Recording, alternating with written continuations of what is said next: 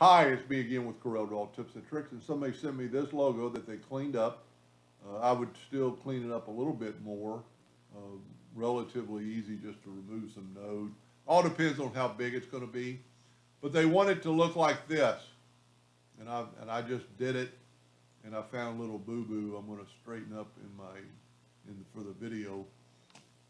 But they wanted palm trees in the sunglasses, so I just left click, right click, and give it an outline.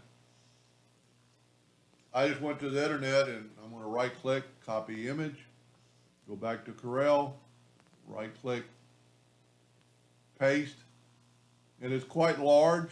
You can see it's a bitmap. We're going to go ahead and reduce it to make it easier for Corel. I'm going to go ahead and trace the bitmap, outline, trace, clip art that I use 99% of the time.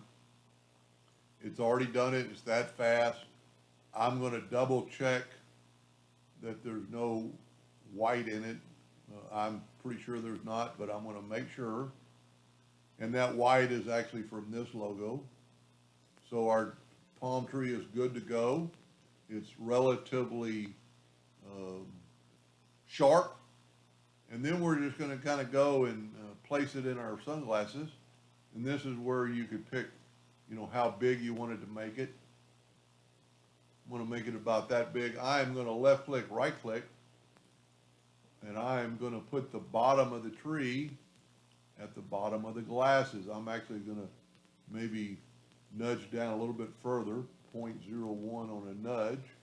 Grab our tree and just nudge down just a little bit because we want it to be perfect. I'm not going to trim it yet because I want to use it again, so I'm going to hit the plus key on the keyboard and I'm going to mirror it, and that way I get that same tree.